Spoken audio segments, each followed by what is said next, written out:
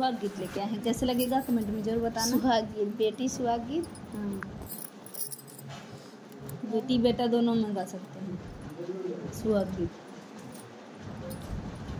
बेरिया की बेर तो काबर जे दुल्हे रामा ओही वृंदावन जीनी जाऊ रे ललनवा, अरे ओही वृंदावन जीनी जाऊ रे ललनवा, ओही वृंदावनवा में घबरसी है, अरे भीगी जाई है फतू का तोहार रे ललनवा, अरे भीगी जाई है फतू का तोहार रे ललनवा, भीगी भीगी है हथियार, भीगी जाई है घोड़ावा, अरे भीगी जाई है सजन सब लोग रे ललनवा, अरे भीगी जाई है सजन सब लोग रे ललनवा,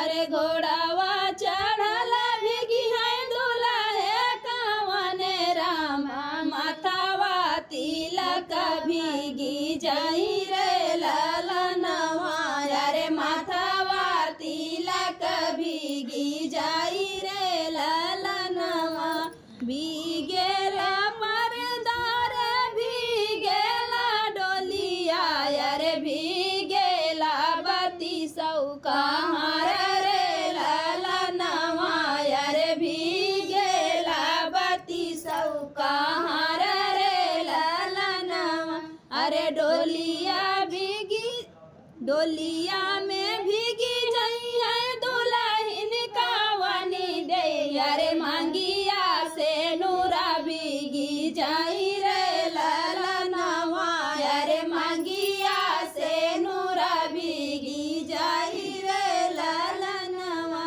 बेरिया की बेर तो काबर जे दुल्हे रामा ओही वृंदावन जीनी जाया रे ललनवा, अरे ओही वृंदावन जीनी जाया रे ललनवा।